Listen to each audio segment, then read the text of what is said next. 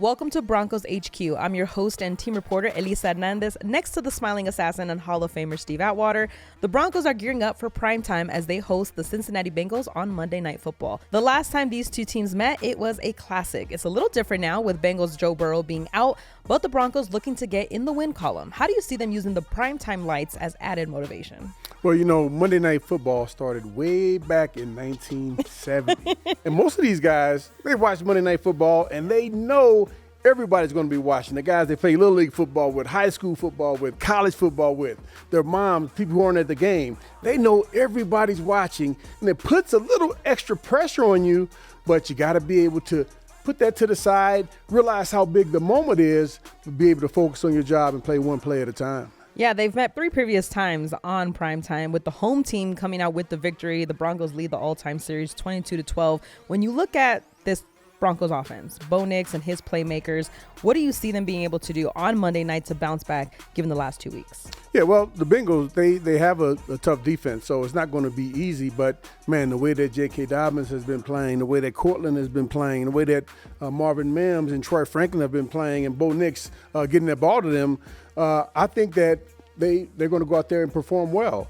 I expect Bo Nix to have a great game and for him to just continue that on, continue to get better each and every week from here on out. Well, speaking of the Bengals defense, Trey Hendrickson has 2 sacks and 6 QB hits so far this season. When you look at Jake Browning and the playmakers he has, specifically with T. Higgins and Jamar Chase, what kind of challenge does that propose for the defense? I think the key is going to be, one, reducing the number of penalties, being disciplined in that area. But we have the players to do it. We know we've had that right from the start of the season. We have some very talented players. We got guys who can put pressure on Browning. We have guys who can cover. We got guys who are physical. We have what it takes. Now we just got to go out there and execute like we started the season doing. Yeah, T. Higgins had 2 targets in week 3. Jamar Chase led the Bengals in yards with 50 receiving yards and 5 receptions. It's going to be interesting to see who lines up against him. I know him and Pat really have only gone up against each other twice, but I feel like this is a really good challenge for Pat to come in and potentially cover Jamar Chase. Oh, yeah, 100%. He's going to be on Jamar Chase.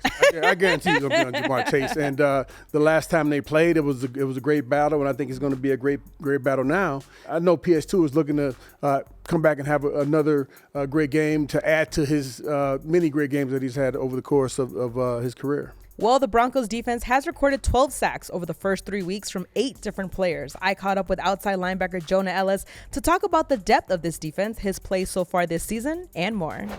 This team is preparing to play under the bright lights of Monday Night Football. How do you approach this matchup against the Bengals? Honestly, we try and take it like every other week. You know what I mean? We play each game each week by week. So it's not much different besides, it's a little exciting to be out under the lights on Monday. So this team leads the NFL in sacks and QB hits. How are you guys able to continue that intensity and bring that pressure to quarterback Jake Browning? Yeah, honestly, I think we just keep doing what we've been doing, keep being relentless to the ball, and honestly just keep rushing how we rush. And we've been rushing together as a group, and I think when you do that, it creates a lot of natural games, and it just works out. And we've got a lot of elite rushers on this team. So turnovers are a big part of this defense success. You had a forced fumble along with 8 tackles and 1 sack so far this season. What has been working so well for you? Honestly, like I just said, just playing with a bunch of effort. I feel like when I'm out there and I'm just having fun is when I play the best. So just go out there and have fun and just do my thing. You talked about your teammates and how amazing they have been. What have you learned from them as you go into year 2? Honestly, a lot. Nick and Coop have helped me a lot with my rush and just feeling more confident in my rush. They've taught me a whole bunch about the pass rush, but they won't go into all that. So. What's the key to success on Monday night? Honestly, just going out and playing our brand of football, being physical, and winning the line of scrimmage is what we pride ourselves on. So that's what we got to do. As you go out onto the field on Monday Night Football, how excited are you for this crowd and just the intensity of primetime and going out there and getting a win? Yeah, it's going to be super exciting. Our fans do a great job. They show out every home game, and I think it'll be even more so on Monday night. So it'll be super exciting and a fun stadium to play in. So it's good to say that it's added motivation. For sure. This defensive front has been impressive, especially Nick Bonito and Zach Allen so far this season. When you look at this matchup, what are your keys to the game? Well, first off, defensively, the defense is going to have to put pressure on Jake Browning. And they're going to also have to do a great job of containing They also have to be disciplined and reduce the number of penalties from last week. Last week, we had far too many penalties on the defensive side of the ball. Got to win the turnover battle. We got to do that. We can't get the ball up on offense, and we got to create some turnovers on the defensive side of the ball.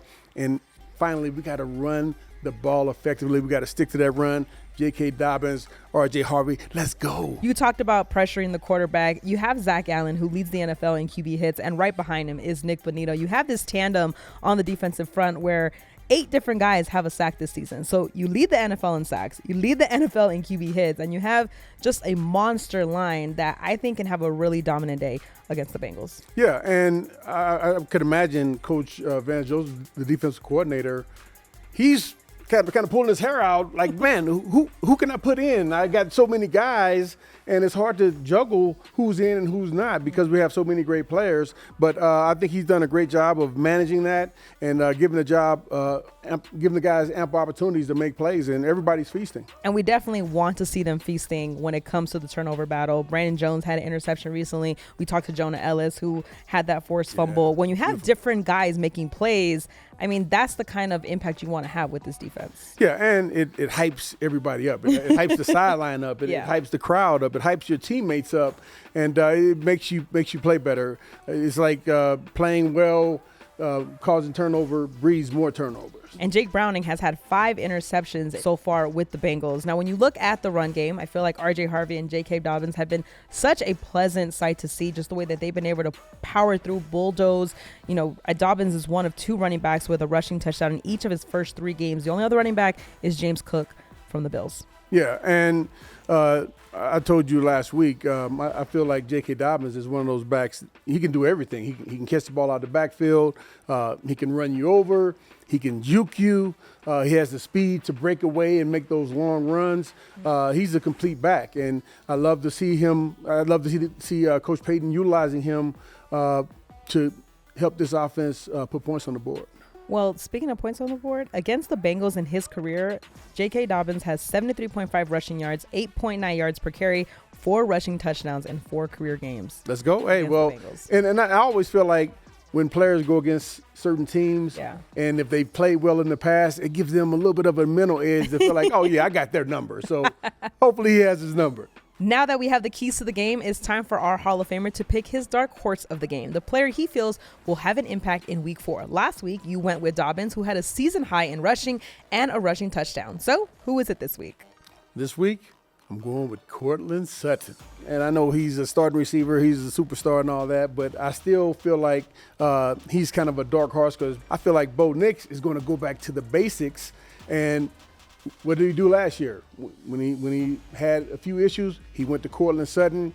Courtland Sutton made a bunch of clutch catches and helped pull everybody out of a funk. So I think that's the same thing is going to happen here. Bo Nix and Courtland Sutton are going to have one great game. We're going to get back on track.